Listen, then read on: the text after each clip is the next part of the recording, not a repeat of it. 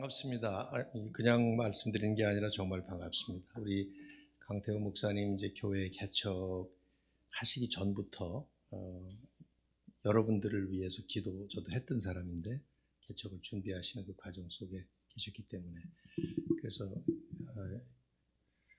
잘 개척되면 좋겠다 그런 생각도 했고 또 이 시대에 교회들이 많은데 또 하나의 교회가 왜 필요한가 이런 고민을 또 하면서 정말 하나님께서 부르시는 그 부르심에 합당하게 교회의 주인 되시는 주님의 교회가 또 세워지면 좋겠다 이런 생각을 하면서 왔는데 이렇게 오늘 처음 와봤습니다. 여러분 너무 반갑고요. 그리고 어떤 표현을 써야 될지 모르겠는데 너무 참 대단하세요. 이 새벽에 이렇게 비 오는데 어린 아이들까지 이렇게 나와서 앉아 계시고 특히 제가 강 목사님 보고 설교를 새벽인데 몇 분 해야 되죠? 그랬더니 50분 하라 그러더라고요. 새벽인데 괜찮아요? 그랬더니 뭐 늘 그랬다고 그렇게 얘기를 하시는데 정말 괜찮아요? 50분을 해도? 제 아내한테 제가 그 얘기를 했어요. 그랬더니 진짜 50분 하려고 그러더라고요. 새벽인데. 아무튼 뭐 정말 감사하고요. 어젯밤부터 이렇게 비 내리는 걸 제가 이렇게 보면서 야 내일 비가 이렇게 많이 내려서 많이 오시겠나 그랬더니 많이 들어오셨네요. 네. 하나님께서 합당한 은혜를 주실 줄로 믿습니다. 제가 좀 요즘에 부담스러운 것은 전 목회는 은퇴했습니다. 4년 전에. 근데 목회할 때는 그런 생각이 없었는데 또 어디 와서 설교하라 그러면 그저 성실하게 했는데 요즘에는 소개받기를 설교 코칭을 하는 사람이라고 소개를 받다 보니까 이게 아주 부담돼요. 너는 설교를 얼마나 잘하길래 남을 코칭하냐 이런 눈초리로 보시는 것 같아서 여러분이 지금 저를 마치 코칭하는 것처럼 보는 것 같아서 조금 부담이 됩니다. 그렇지만 변명이 아니라 사실이 현역이 은퇴한 사람보다 훨씬 더 잘합니다. 어디든지. 스포츠도 그렇잖아요. 그래서 뭐 아는 건 좀 있는 것 같고 잔소리는 하고 그러는데 실제로 하라 그러면 현역이 훨씬 더 잘합니다. 우리 강태호 목사님 말씀을 늘 들으시면서 많은 은혜를 받으실 거로 생각하고 저는 그저 성실하게 저에게 주신 말씀 전하도록 하겠습니다. 제가 3번 동안 우리 복음서에서 말씀을 전하겠습니다. 마태, 마가, 그리고 요한복음 4번 하라 그랬으면 누가복음도 하나 더 뽑을 텐데 다음 기회에 누가복음에서 하나 하도록 그렇게 하죠. 복음서는 골든 피라고 하는 분이 주석을 달기를 One story, many dimensions 그런 말을 썼어요. 하나의 이야기, 많은 차원 뭐 이런 말인데 주인공이신 예수님 한 분에 대한 이야기인데 그러나 여러 가지 방면, 여러 가지 각도에서 말씀을 전하는 거라는 거죠. 그래서 이제 오늘 마가복음에서 보고 내일 아침에는 마태복음 그리고 마지막 날은 요한복음 이렇게 하나씩 보도록 하겠습니다. 제가 잠시 기도하고 말씀 나누죠. 하나님 참 고맙습니다. 귀한 교회를 주님의 몸된 교회를 주님께서 또 2, 3년 전에 이곳에 꼭 필요하셔서 설립하셨고 또 우리 강 목사님과 함께 온 교우들이 주께서 이 교회의 주권자이시고 또 주인 되시고 머리 되심을 선포하면서 매주마다 또 모일 때마다 아름다운 천국 공동체로서 이 땅의 빛과 소금의 역할을 잘 감당하도록 이끌어 주심을 감사합니다. 주님 오늘도 이렇게 새해를 맞아서 Renew Us라고 하는 큰 제목을 가지고 새벽 기도회를 함께 모였습니다. 우리가 이 자리에 있지만 주님이 좌정해 주시고 주님께서 말씀해 주시고 또 주님만 영광을 받아 주시옵소서. 저에게 꼭 필요한 복음의 메시지를 이 말씀을 통해서 함께 나누는 복된 시간 되게 하여 주시옵소서. 예수님의 이름으로 간절히 기도드립니다. 아멘. 1988년도 서울에서 열렸던 그 올림픽 때 저는 그때 미국에서 살고 있었는데요. 뭐 여러분 아마 다들 많이 방청하셨으리라고 생각되는데 그때 전 미국 국민들의 이목을 주목받았던 한 흑인 여자 육상 선수가 있습니다. 플로렌스 조이너라는 여자 선수인데요. 이분은 그 대회에서 우리 88 올림픽 때 금메달을 3개, 은메달을 하나를 받았어요. 육상에서. 그리고 그 올림픽에서 뿐만 아니라 또 다른 대회에서 세웠던 세계 신기록이 있었는데 100m 10초 49, 200m 21초 34 기록을 냈는데 아직까지도 아무도 그 기록을 깨지 못한 정말 육상계의 전설 같은 인물로 남아있는 사람이죠. 아깝게도 88 올림픽 끝나고 10년 뒤에 심장마비로 갑자기 30대 젊은 나이에 세상을 떠났습니다. 그때 이제 올림픽 마치고 나서 이제 기자 인터뷰를 하는 기회가 있었는데 자기의 살아왔던 배경을 설명하는 때가 있었습니다. LA 남쪽의 그 빈민가, 저도 이제 은퇴하고 LA 쪽에서 살다가 왔는데 극빈 가정에서 태어나서 정부 보조로 겨우겨우 살아가던 아주 참 불쌍한 어린 시절을 보냈죠. 어렸을 때부터 벌써 아주 심각한 우울증세를 가지고 살다 보니까 친구도 없고 항상 외톨이로 꿈, 소망, 비전 이런 단어들은 그의 생애, 그의 삶에는 발견할 수 없었던 그런데 어느 날 자기가 다니던 그 초등학교에 한 사람이 방문을 합니다. 그 당시 그 흑인 권투 선수로 아마 제 나이 되신 분들은 다 아실 것 같아요. 5개 체급에서 세계 챔피언이 됐던 슈거레이 레너드라고 하는 분이 있었습니다. 그 흑인들의 아주 영웅이 됐죠. 학교를 방문했기 때문에 학생들이 다 모이고 사인을 받으려고 그러는데 레너드가 이렇게 보니까 구석에 어떤 여학생이 하나 앉아 있는 거예요. 쪼그리고 다정한 마음을 가진 사람이었기 때문에 다가가서 물어봤습니다. 이름이 뭐냐? 대답을 안 해요. 너 어디 아프냐? 대답을 안 합니다.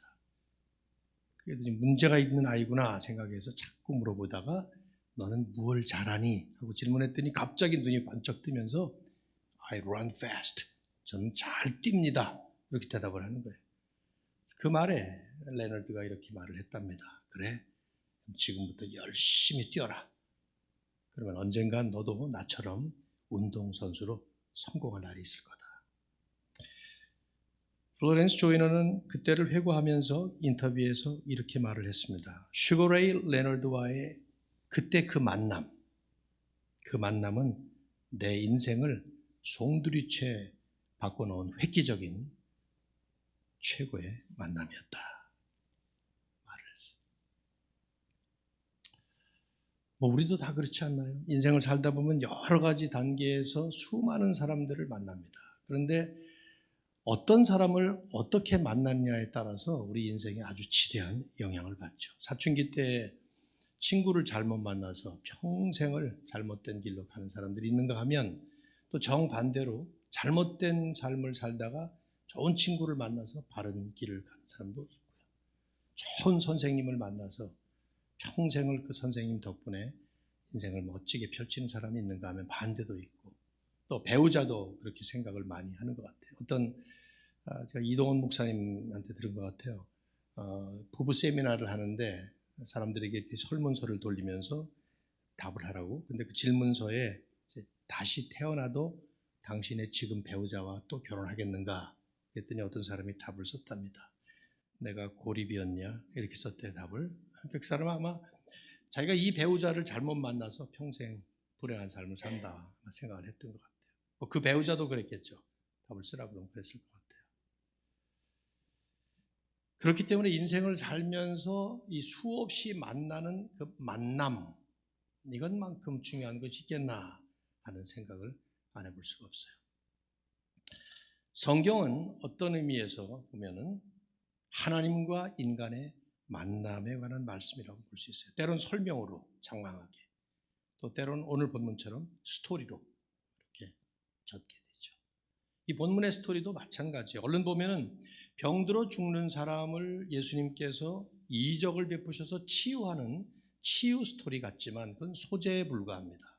주제는 하나님께서 이 본문에 나오는 사람들을 어떻게 만나주시는지, 한 소녀가 등장을 하고 그의 아버지가 등장을 해요. 주인공들이죠. 특별히 예수 그리스도를 통해서 어떻게 찾아오시는지 하는 것이 주제입니다. 하나님과의 만남, 예수 그리스도를 통해서 만나는 스토리. 우리에게는 우리와의 만남 스토리죠. 남의 이야기지만 이게 우리 얘기예요. 그래서 우리는 이 안에 등장하는 사람들과 공감을 하면서 하나님은 나를 어떻게 만나주시는지, 그리스도를 어떻게 우리는 만나게 되는지 하는 말씀을 볼 수 있을 것 같아요. 마태복음 9장에도 나오고요. 또 누가복음 8장에도 이 스토리가 똑같이 나옵니다. 그러나 이제 어떤 본문 누가 썼느냐에 따라서 강조점이 약간 다르기 때문에 저는 이제 그 중에 하나인 마가복음을 택했어요. 이제 마가가 전하는 말씀을 함께 보도록 하죠. 여러분이 한번 성경을 펴시고 성경에 나오는 스토리를 쭉 보시면 좋을 것 같아요. 제가 여기 꼭 필요한 말씀은 자막을 띄우기는 하겠습니다만, 어느 날 예수님 앞에 한 아버지가 나와서 엎드려 절을 합니다. 자, 21절 볼까요? 회당장 중에 하나인 야이로라 하는 이가 와서 예수를 보고 발 아래에 엎드렸습니다. 복음서 기자들이 이제 등장 인물들을 소개할 때는 주로 이름 없이 그냥 소개합니다. 여기까지 오는 동안에도 마가는 제자들을 제외하고는 아무도 이름을 대지 않았습니다. 1장에 귀신 들린 자, 나병 환자, 2장에 중풍병자, 3장에는 손 마른 자, 5장에는 귀신 들린 자, 이런 식으로 쭉 설명을 하죠. 근데 여기서는 아주 특이하게 야이로라는 이 사람의 이름과 회당장이라는 이 사람의 직업과 직책까지 두 가지 프로필을 함께 소개합니다. 특별히 회당장, synagogue ruler라는 이 직위를 공간복음 모두가 다 쓰고 있는데 특히 마가는 본문에서 4번이나 반복적으로 사용하고 있어요. 그걸 강조하는 거죠. 회당장이라는 직책이 어떤 건가요? 예수님 당시에 회당이라고 하는 곳은 예배와 신앙교육의 중심지였어요. 그뿐만 아니라 세월이 가면서 점점 주님이 오시는 그때쯤 돼서는 정치, 문화, 교육, 종교생활 이 전체의 중심 역할을 했던 곳이 회당이었어요. 그래서 주요 지역마다 어디나 회당이 있었고, 지금도 여러분이 미국에 같은 데 가보시면은 유대인들이 사는 곳에는 다 회당이 있습니다. 이 회당은 7명 혹은 8명의 장로들이 주로 관리를 했는데 그 중에 대표되는 가장 우두머리격이 된 사람이 회당장이었어요. 그러니까 당연히 회당장 그러면 사회적으로 종교적으로 명망 있고 지체 높은 그런 직책일 뿐만 아니라 경제적으로도 아주 풍족한 삶을 사는 사람이었고, 특히 이제 개인적으로 보면 철저하게 율법을 지키는 도덕적으로 흠이 없는 존경받는 사람이었던 거죠. 마가는 이 사람이 회당장이었다는 것을 강조하면서 야이로라는 이름까지 밝히는 것을 보니까 아마 그런 회당장들 중에서도 당시에 유력한 그런 사람이었던 것 같아요.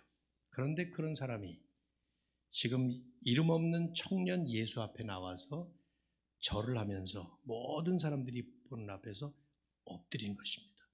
예수님은 이때 30대의 청년이었어요. 보통 일이 아니었죠. 여러분이 2장, 3장을 보시면 이미 예수님은 신성모독죄라는 죄명을 가지고 사람들이 따가운 눈총을 받기 시작했고, 3장 6절에 보면 바리새인들은 이 예수를 죽여야 되겠다 그래서 모의를 하고 있었습니다. 그런데 그런 가운데 예수께 나와서 그 앞에 엎드렸다. 자칫하면 엄청난 사회적 비판을 받고 회당장이라는 그 직위도 아마 잃어버릴 수 있는 그런 상황이죠. 그런데 왜 이 사람이 지금 이렇게 합니까? 23절에 그 이유가 나옵니다.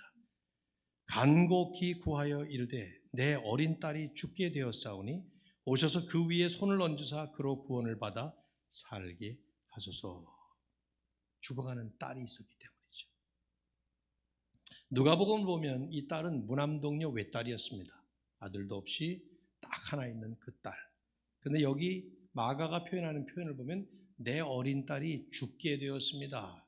우리말에 죽게 되었다라고 표현된 말은 원어에 보면은 마지막에 이르렀다 이렇게 나옵니다. 에스카토스라고 하는 헬라어는 영어로 한다면 finally, 드디어, 마침내 그 말이에요. 이 말은 뉘앙스가 어떤 병을 계속 앓다가 이제 마지막 단계 드디어 죽을 단계에 이르렀다 하는 말이죠. 마지막에 이제 42절에 보면 12살이라고 이 아이의 나이를 밝혀요. 근데 12이라는 숫자가 여러분 잘 아시듯이 유대 문화에서는 충만을 뜻하는 숫자였습니다. 그러니까 이런 모든 것들이 내포하고 있는 것은 다분히 태어날 때 이 아이는 선천성 불치병을 가지고 태어났을 가능성이 아주 높습니다. 근데 그 12년을 살다가 드디어 이제 마지막 순간 full life를 다 산 거예요. 이 아이로서는 마지막 순간에 이르는 것이죠. 그래서 마태는 이 사건을 쓰면서 이 아버지가 내 딸이 죽었다 이렇게 말을 했다라고 마태는 기록을 해요. 그걸 강조하느라고. 그래서 아버지는 지금 본문에 보시면 간곡하게 구하고 있습니다. 간곡하게 영어 성경들을 보면 many times, 폴로스라고 하는 헬라어를 번역을 그렇게 한 거죠. 그러니까 계속 반복해서 예수님께 구했다라는 겁니다. 예수님이 묵묵부답 아무 대답을 안 하셨을 가능성이 높아요. 계속 간구하는. 지금 마가가 그리는 장면 상상이 됩니까?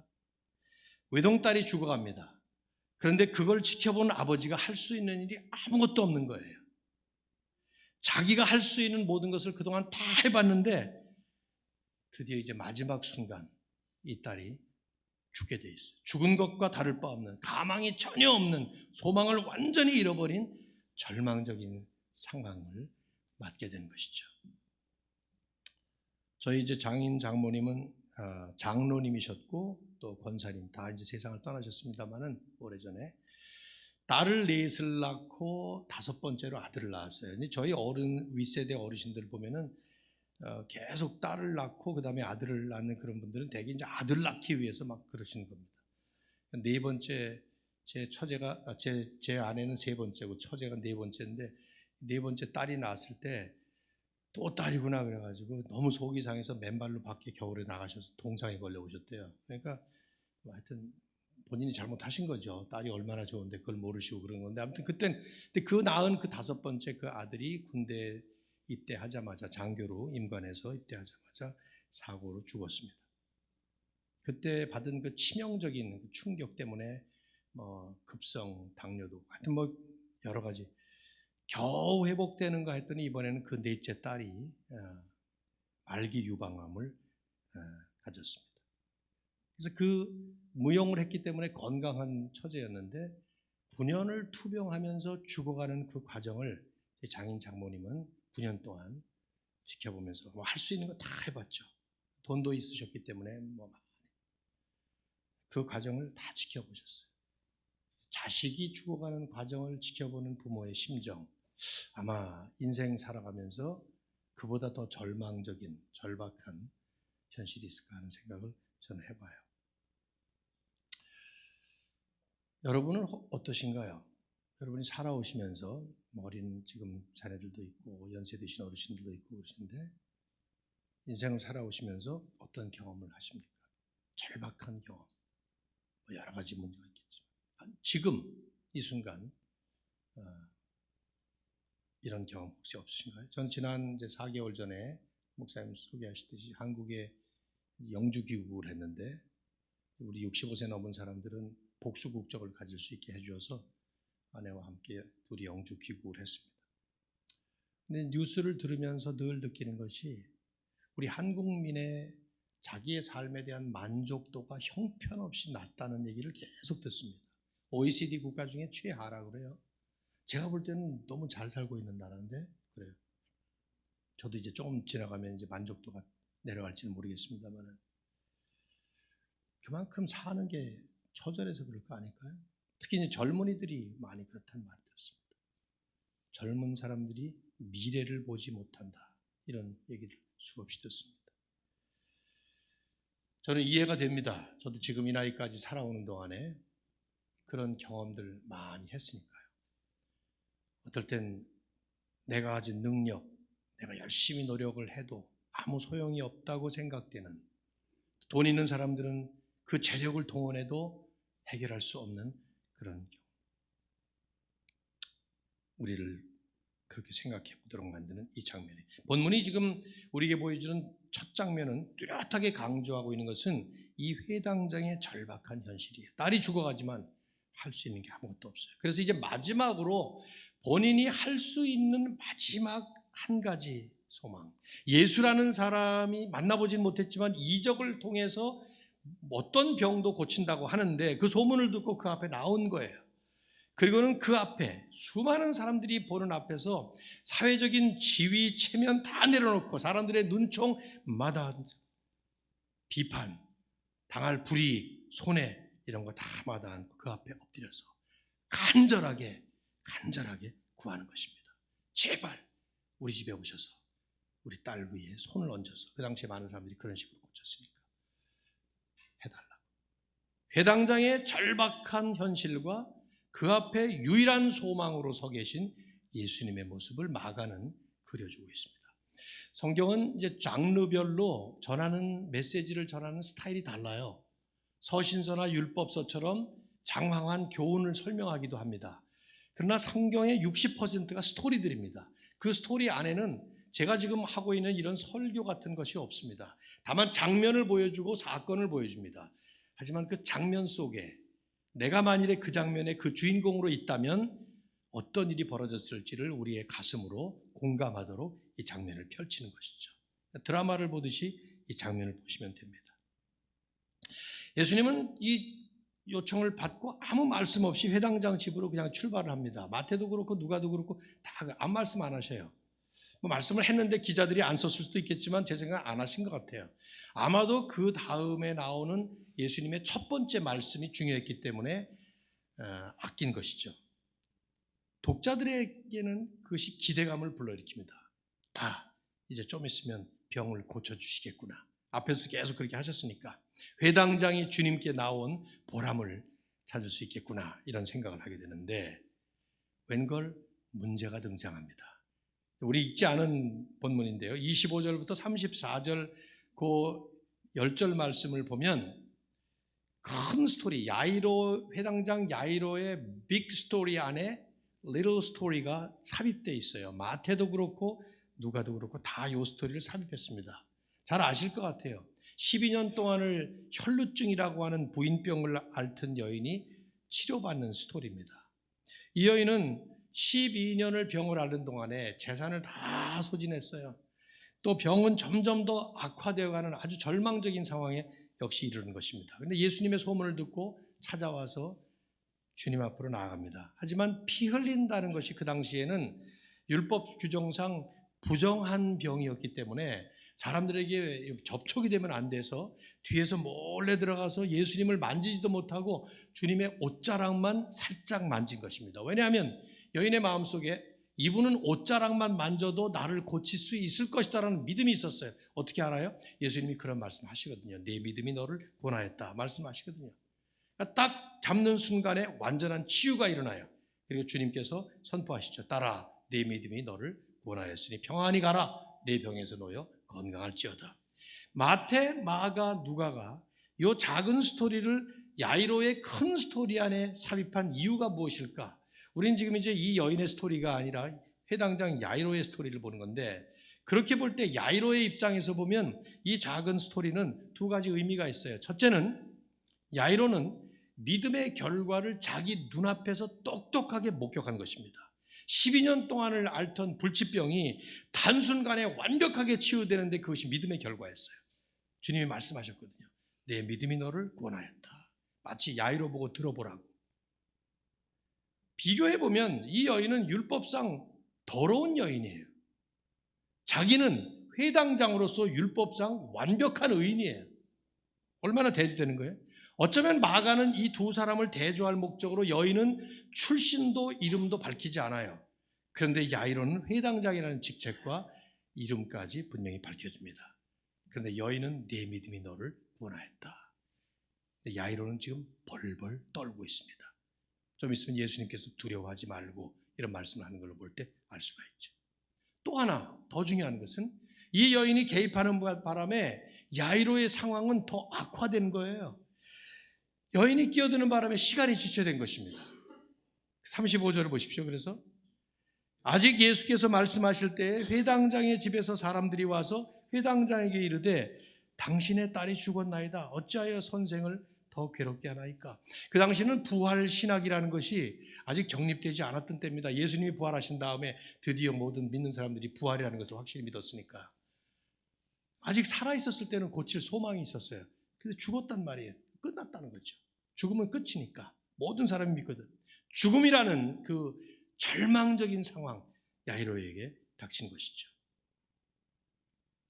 예수님이 회당장에게 야이로에게 이제 말씀합니다. 처음 말씀하시는 거죠. 36절. 한번 36절 제가 줄였네요. 읽어보십시오, 여러분이. 다 같이 시작.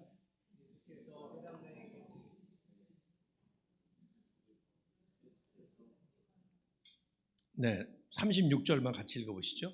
예수께서 그 하는 말을 곁에서 들으시고 회당장에게 이르시되 두려워하지 말고 믿기만 하라. 예수님의 첫 말씀이에요.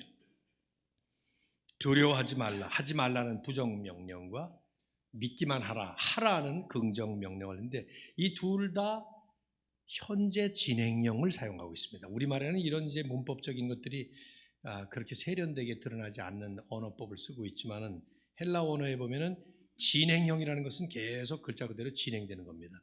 그래서 영어로다 이걸 번역을 한다면 두려워하지 말라 하는 것은 stop fearing, 믿기만 하라 하는 말씀은 keep on believing 그 말이에요. 영어를 배울 때 이런 표현들은 계속 진행되는 것을 얘기한다고 배우지 않았어요. 그런 표현이에요. 이 사람은 지금 두려움도 진행이 되고 있었고 믿음도 진행이 되고 있었단 말이죠. 좀 해설을 해드리면 이런 거예요. 이 아버지 야이로가 예수님에게 나올 때 그에게는 두려움과 믿음이 혼합된 상태에서 나온 거죠. 모든 희망이 떨어지고 마지막 남은 희망 하나, 예수라고 하는 이 소문난 이적자가 그때 관습에 따라서 하는 것처럼 집에 와서 그 아이의 손에 딸의 몸에 손을 얹어주시면 혹시 낫지 않겠나 하는 막연한 믿음이라면 믿음, 소망이라는 소망 하나를 가지고 나온 거예요. 그렇게 교회 나오는 분들 많잖아요. 처음 우리가 믿을 때 그런 시작되는 사람들 얼마나 많습니다. 그래서 간절하게 계속해서 요청한 결과 예수님께서 드디어 길을 걸어갑니다. 근데 걸어가는데 이 야이로의 마음이 어떤 마음이었겠나 생각해 보세요. 두려움 반, 믿음 반 가지고 가는 거예요. 예수님의 걸음이 너무 느린 것 같아. 좀 빨리 걸으면 안 될까? 막 좀 빨리 가서 좀 위에 아이 더 나빠지기 전에. 근데 웬걸 어떤 여자가 끼어든 겁니다. 그리고는 뭐 이렇게 저렇게 막 이런 일 일어나가지고는 결국은 아니나 다를까 멀리서 사람들이 와서 소식을 전하는데 죽었습니다. 집에 갈 필요 없습니다. 다 끝났어. 더 이상 선생님을 괴롭게 하지 마십시오. 청천벽력 같은 딸의 죽음의 소식을 들으면서 이 아버지의 마음, 가졌던 믿음과 두려움이 믿음은 내려가고 두려움은 올라가는. 그때 예수님이 하신 말씀이에요. 이제 그만 두려워하고 계속해서 믿기만 해라. 두려움을 멈추고 나만 믿어라. 상황이 더 어려워졌지만 훨씬 더 두려운 상황이 되었지만 그러니까 더 나만 믿어라. 방금 혈루증 환자가 믿음 하나를 가지고 구원받은 것처럼 너도 나만 믿어봐라. 그 얘기를 이렇게 하신 것이죠.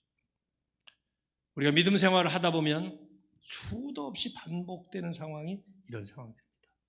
예수 믿으면 모든 게 잘 될 줄 알았는데 그게 아니라 오히려 더 안 되는 상황으로 계속 꼬이는 상황으로. 그때 주님이 뭐라고 말씀하실까 상상해 볼 필요가 있죠. 마가는 야이로의 반응을 적지 않아요. 그래서 야이로가 더 잘 믿었더라 이런 걸 쓰지 않습니다. 왜냐하면 그게 상관이 없어요. 중요한 건 주님이 어떤 조치를 하시는가 그게 중요했기 때문이에요. 집에 도착하자마자 예수님은 베드로, 야고보, 요한을 데리고 들어가십니다. 이제 부활 이적을 행사하실 텐데 아직 부활의 때가 아니에요. 예수님이 죽으실 때가 아니죠. 그래서 공식적인 선포는 아니지만 증인이 필요했기 때문에 3명을 데려간 거예요. 들어가 보니까 사람들이 통곡을 하고 뭐 난리가 터졌습니다. 39절 너희가 어찌하여 떠들며 우느냐 이 아이가 죽은 것이 아니라 잔다. 죽음에 대한 이 세상과 하나님의 근본적인 차이죠. 세상은 죽음이 끝입니다. 그 이상 아무것도 없어요. 그러나 주님께는 죽음을 이기는 부활이 있고 그 죽음 너머에 영원한 생명이 있다는 것을 은근히 시사한 것이죠. 당연히 그걸 사람들이 이해하겠어요? 40절 그들이 비웃더라. 막 손가락질하면서 비웃었겠죠. 사람들을 다 내보내고 아이의 부모님과 함께 아이는 곳에 들어갔어요. 예수님의 모든 이적들은 다 공통점을 가지고 있는데 세상에서 뭐 이런 일을 펼친다고 할까 하면 떠들썩한 빵빠레를 울리고 현수막을 걸고 선전을 하고 그다음에 정작 시작이 되면 쇼가 연출될 텐데 그게 아니라 아주 간단하게 이적은 끝납니다. 모든 이적이 다 그래요. 41절 보십시오. 그 아이의 손을 잡고 이르시되 달리타 쿰 한마디를 하셨어요. 달리타 쿰. 우리말에는 무슨 마술적인 어떤 그 용어 같지만은 아람어예요. 그 당시에 아람어로 했을 텐데 성경은 헬라어로 썼기 때문에 이걸 그대로 있는 독자가 느끼도록 쓴 것입니다. 아주 평범한 말이죠. 소녀야 일어나라. 더 정확하게 표현한다면 아침에 이제 어머니가 딸을 깨우면서 아침 됐으니까 일어나 밥 먹자 학교 가라 할 때 쓰는 아주 평범한 말이에요. 근데 그 평범한 말 한마디가 이 죽은 자를 살리는 세상이 완전히 끝장이라고 바닥이라고 마지막이라고 생각하는 그 죽음을 깨뜨려 버리는 능력의 말씀이었다는 것이죠. 왜요? 주님은 이런 죽음을 깨뜨리시는 부활을 일으키시는 능력의 메시아였기 때문입니다. 아이가 즉각 일어나요. 걷습니다. 사람들이 전부 다 놀라서 이 잘 짜여진 드라마들을 보면은 마지막 스토리 끝에 여운을 남기는 주인공의 모습과 주인공의 말 그걸로 끝을 내죠. 주님이 뭐라고 말씀합니까? 43절 소녀에게 먹을 것을 주라 하고 끝납니다. 마가는 예수님의 그 마지막 모습 그리고 예수님의 마지막 말씀이 화려한 개선나팔을 불면서 빵빠레를 울리면서 하늘과 땅을 진동시키는 어벤져스 같은 그런 슈퍼스타의 모습으로 끝내는 것이 아니라 오랜 병석에서 먹을 것 하나 제대로 먹지 못하던 그걸 암시하죠. 그런 소녀에게 먹을 것을 주라 이렇게 말씀하시는 선하고 자비로운 은혜로운 하나님의 모습으로 스토리를 마감을 하는 거죠. 저는 요즘에 설교라는 것이 제 설교도 그렇고 남의 설교도 그렇고 하나님의 말씀 자체를 묵상하기보다 너무 내가 만들어낸 많은 이론들을 얘기하는 것 같아서 요즘에 제 설교는 그저 본문을 풀이하는 것으로 많이 바뀌었습니다. 그러나 이제 우리가 이 말씀이 우리에게는 어떤 메시지를 주는가 하는 것을 묵상하고 돌아가야 되겠죠. 지금 이 말씀은 여러분과 저에게 어떤 메시지를 안겨줄까요? 예수 믿으면 모든 병이 다 낫는다? 죽었다가도 살아날 수 있다? 그런 걸까요? 지금 혹시 여러분의 가정 안에 나을 수 없는 아무리 의학으로 치료를 해도 낫지 않는 그런 병을 앓고 계신 가족이 있다면 오늘 새벽에 나와서 그 예수님께 간절히 기도하고 주님만 믿으면 그러면 낫는다 그런 메시지를 줄까요?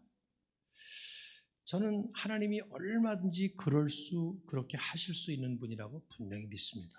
하나님은 얼마든지 단순간에 완벽하게 반복할 필요도 없어요. 한 번에 완벽하게 이 세상 모든 사람의 병을 다 치유하실 수 있는 그런 능력의 하나님이십니다. 아마 여러분도 그렇게 믿으실 거라고 생각해요.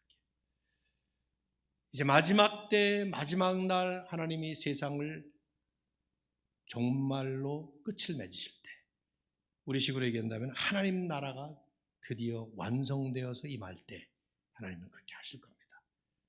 그러나 그때까지 우리는 아직도 우리가 안고 살아야 되는 많은 그 죄에서 파생된 많은 그 죄의 결과와 영향들을 할 수 없이 받으며 살아가야 합니다. 이게 하나님의 섭리예요. 하나님이 못해서가 아니라 하나님이 그렇게 디자인을 하셨어요. 이 말씀은 예수만 믿으면 지금 이 순간 이 자리 이 현장 이 세상에서 우리의 모든 문제가 해결된다 하는 메시지를 전하는 것은 아닙니다. 왜냐하면 성경은 1차적으로 근본적으로 하나님에 대한 말씀이에요. 그리스도에 대한 말씀이죠. 우리에 대한 말씀, 우리의 구원에 대한 말씀, 우리의 행복에 대한 말씀 다 포함은 되지만 우선적으로 하나님에 대한 말씀이고 그 하나님이 어떻게 우리와 관계를 맺으시는가 하는 말씀이에요. 즉 하나님께서 당신께서 신비한 은혜의 섭리로 택하신 하나님의 자녀들을 너무 사랑하셔서 예수 그리스도로 우리에게 합당한 모습으로 찾아오시고 그리고 우리에게 합당한 은혜를 베푸신다 하는 것이 성경 전체 메시지예요. 오늘 이 본문의 말씀은 이겁니다. 절망이라는 인생의 그 공통 현실 속에 예수 그리스도는 유일한 소망으로 우리에게 오신 분이다. 그러므로 우리는 그분을 바라보아야 하고 특히 믿음이 악화되는 두려움이 증가되는 상황 속에서조차 오직 그 예수 그리스도만 바라보아야 한다 하는 것을 말씀하고 있는 것이죠. 여러분, 이 본문이 보여주는 핵심은 이 아버지의 절박한 현실이에요. 근데 이것은 이 아버지만 그런 것이 아닙니다. 우리도 다 마찬가지. 이 절박한 현실, 인생의 공통 현실이죠. 우리 모두가 다 나름대로 삶을 살아가면서 이걸 반복하면서 살아갑니다. 그래서 이 절박한 현실을 드라마가 보여줄 때마다 우리의 마음에 찡한 공감이 일어나기 마련이죠. 저는 몇 년 전에 한 2년 된 것 같은데요. 그 넷플릭스의 오징어 게임이라는 영화가 뉴스를 보는데 보니까 미국에 살고 있었을 텐데 보니까 전 세계 방영 1위를 몇 달 동안 계속해서 1위래 1위. 한국에서 만든 오징어 게임이라. 오징어 게임 저 어렸을 때 그 뭐 애들하고 많이 해봤던 게임인데. 그래서 그 영화를 봤어요. 여러분도 다 보시지 않았어요? 뭐 이거 결과적으로 뭐 에이미상 또 무슨 상 골든 글로브 이런 거 상을 막 휩쓸었잖아요. 영화가 그렇게 좋은 영화가 아니에요. 보셨나요, 여러분? 보셨어요? 네.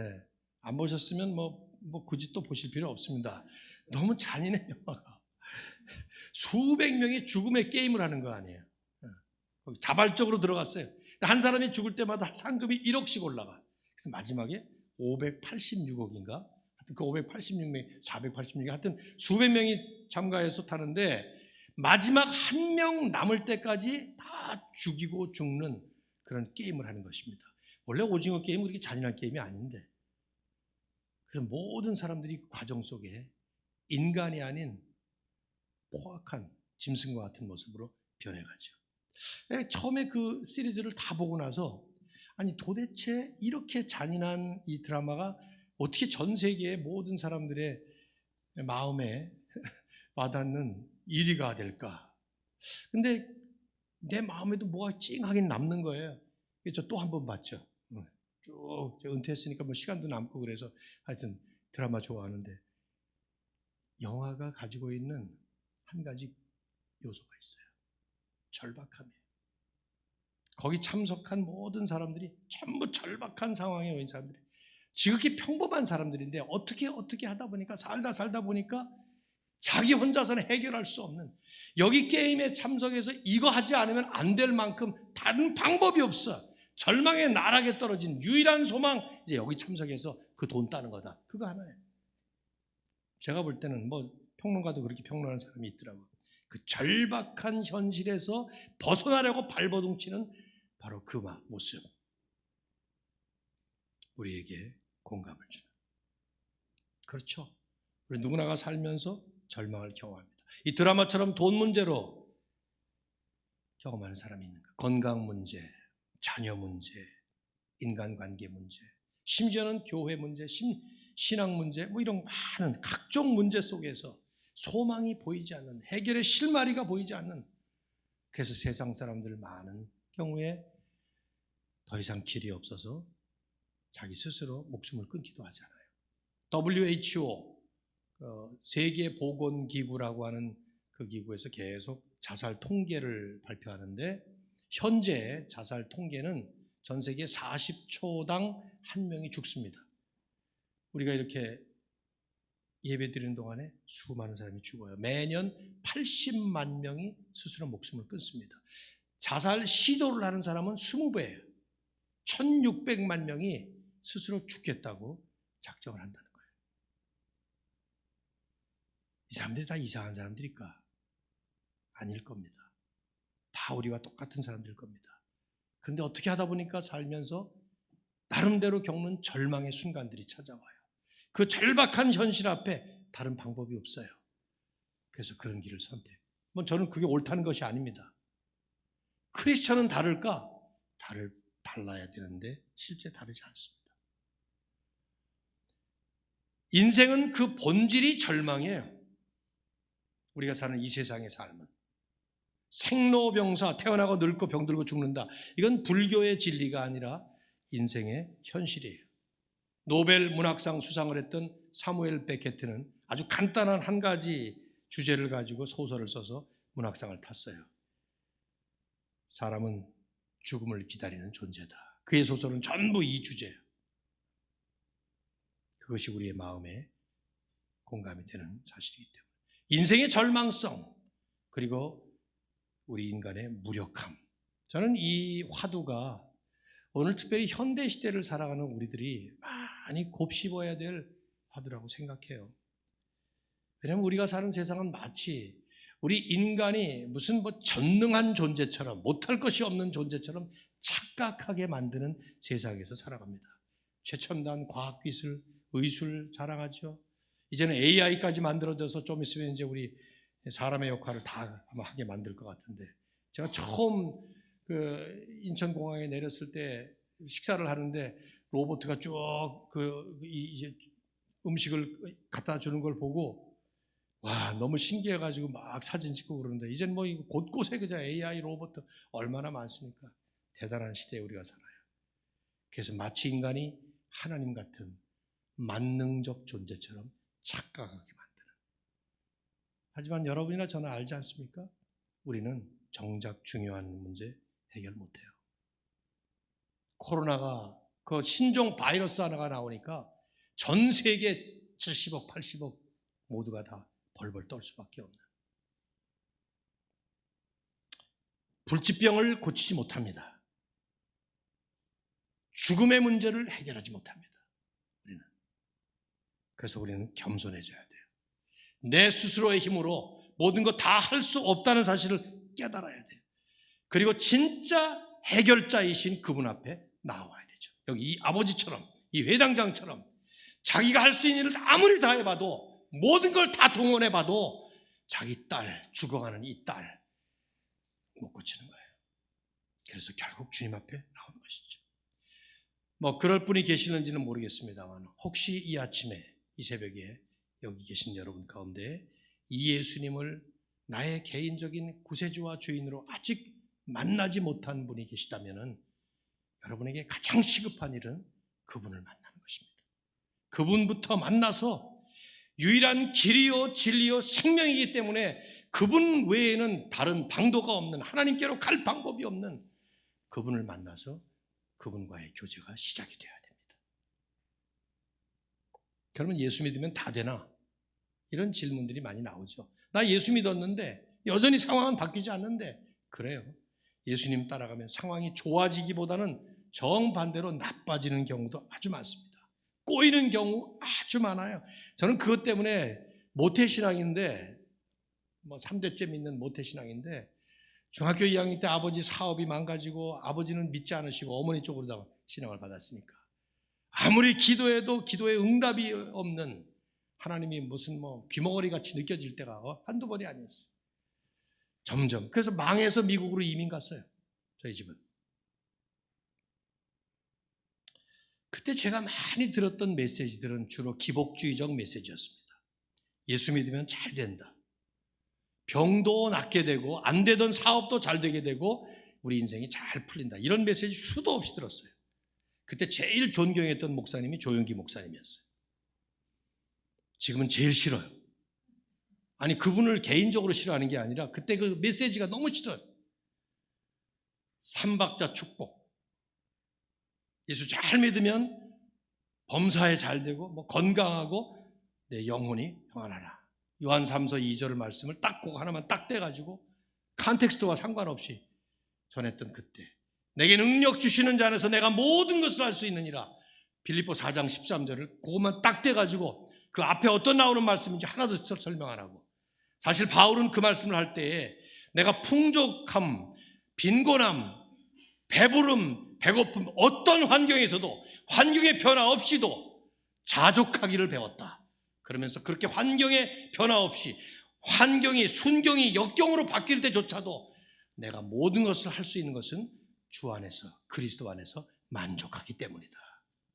그렇게 말씀한 것인데, 오늘 이 말씀, 아버지는 예수님하고 같이 가는데 상황이 꼬여요. 더 망가집니다. 그나마 살아있었는데 그 아이가 죽었다는 거예요. 그래서 더 이상 가지 않으려고 하는 마음이 날 만큼, 그때 예수님이 하신 말씀, 두려워하지 마라, 나만 믿어라. 그리고는 가서 보여주죠. 여러분, 두려워하지 말고 나만 믿으라 하는, 믿기만 하라 하는 말씀, 어떤 영어 성경에 보면은 do not be afraid, just believe 이렇게 번역을 했는데, 아주 그 뉘앙스가 잘못되기 참 쉬운 번역이에요. just believe, 믿기만 하라. 우리말도 그렇게 번역을 했어요. 이 말은 자칫하면 믿습니다 하고 뭐 이상하게 발음하면서 주여 삼창 외치고 막 그렇게 하나님께 매달리면 모든 병 다 낫고 모든 문제 해결된다라고 생각되기 쉬워요. 아닙니다.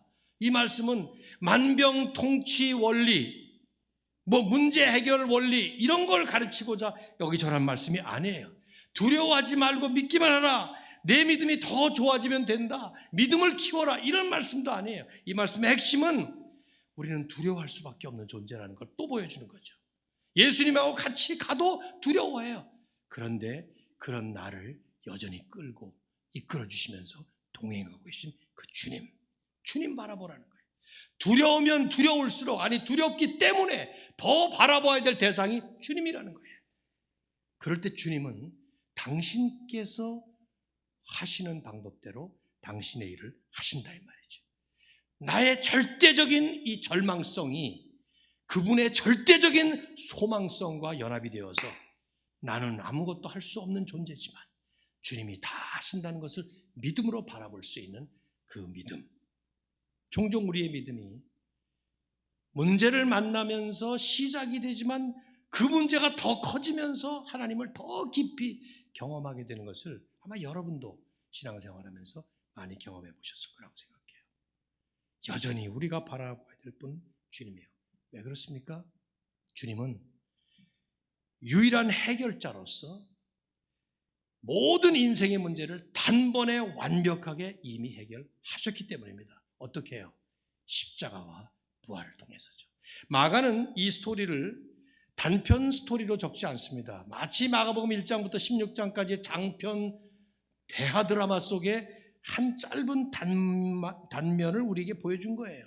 마가가 전하고자 하는 것은, 복음서 기자가 다 그래요. 내일도 그렇고 모레도 그렇겠습니다만 마지막 클라이막스를 향해서 가는 겁니다. 그 클라이막스가 뭡니까? 십자가와 부활입니다. 그래서 마태복음 마지막 끝에도, 누가복음 끝에도, 요한복음 끝에도 십자가와 부활로 끝나는 것입니다. 왜? 그 십자가와 부활 사건을 통해서 주님은 우리 모든 택하신 백성들의 죄 문제, 인생의 모든 문제를 전부 짊어지시고 당신이 당해주셨어요. 그리고는 우리는 그 모든 복을 누릴 수 있도록 길을 열어주신 것이죠. 그래서 죽으셨다가 부활하시는 이 그 죽으심과 부활을 통해서 우리의 모든 인생의 짐, 인생의 문제를 단번에 완벽하게 once for all 해결하시는 역사를 이루신 것이죠. 우리는 바로 그 주님을 믿고 따라가고 있는 것입니다. 사랑하는 성도 여러분, 여러분이 이 주님을 만나셨나요? 만나셨을 줄로 믿습니다. 혹시 아니라면 그분을 만나십시오. 주님은 여러분을 만나기 위해서 이런 자리에 초청하신 거니까요.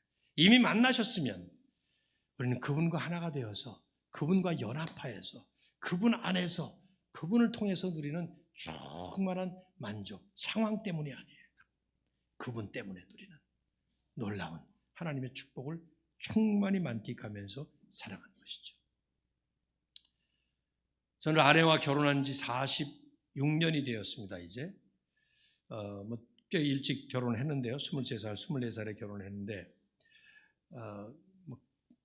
제 아내가 저하고 결혼해서 23살에 결혼을 해서 대학 졸업하자마자 곧바로 망해서 미국으로 이민 가는 집인데, 제가 속여서 결혼한 게 아니라 우리는 유치원 때부터 같이 같은 교회에서 쭉 같은 동네에서 자랐거든요.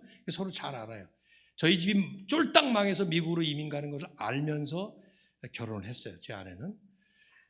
아무튼 그래서 그 다음 해에 미국으로 이민을 이제 가서 이민 생활하고 뭐 고생도 많이 하고 시집살이도 호되게 하고 뭐 하여튼 4년 전에 제가 목회를 은퇴를 하면서 아내를 딱 보는데 한편 너무 고맙고 또 한편 너무 미안한 거예요. 참 나 때문에 고생 많이 했다 생각이 들어서 아내에게 갑자기 이게 필이 꽂혀가지고 질문을 했어요. 은퇴하면 뭘 해줄까 질문했습니다.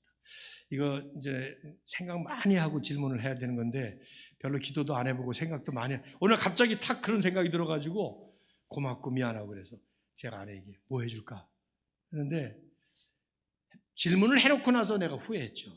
내가 할 수 없는 일을 해달라고 그러면 어떻게 하나. 벤츠 한 대 사줘 뭐 이러면 어떻게 하나 막 그런 생각 들었는데 제 아내가 뜻밖의 답을 하더라고요.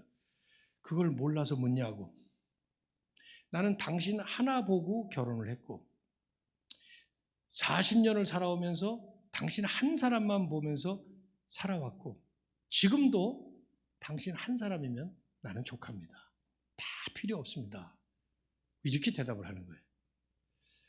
한편은 너무 감격스럽고 고맙기도 했지만 탁 제게 떠오르는 마치 머리를 때리는 한 가지 생각이 있었어요. 그게 뭐냐면 나같이 부족하고 모자라고 뭐 잘못한 것도 많은 그런 나 한 사람하고 결혼해놓고도 당신 하나면은 나는 족합니다 하고 말하는 이 말은 예수님 한 분을 만나서 우리가 그분과 결혼해서 살고 있는 그 결혼 생활 속에 어찌 그 한 분만으로 만족하지 못하고 살아가게 될까? 저는 제 아내의 그 말 때문에 지난 한 4, 5년 동안 참 회개를 많이 했습니다. 뭐 아내에게 잘못해 준 것도 있겠지만은 더 궁극적으로 예수님 한 분으로 만족하지 못했던. 여러분 우리는 주님을 믿을 때 주님과 결혼합니다. 그래서 신랑 되신 예수, 우린 신부, 교회도 신부. 결혼식은 한 번이지만 그분과 연합해서 살아가는 삶은 계속됩니다. 주님 오시는 날까지. 예수님 한 분으로 만족하십니까? 여러분? 쉬운 일이 아니에요. 그러나 주님은 끊임없이 우리에게 그렇게 말씀합니다. 우리를 두렵게 만드는 상황, 불안하게 만드는 상황, 그때조차도 믿기만 하라. 나만 바라보라. 히브리서 기자가 히브리서 12장 2절에서 믿음의 주요 온전케 하시는 분인 예수를 바라보자. 귀한 성도님들의 삶에 이 예수님이 중심이 되시고 주님 한 분 안에서 승리하시고 감사하시고 감격하는 복된 삶이 되시기를 주의 이름으로 축원합니다. 하나님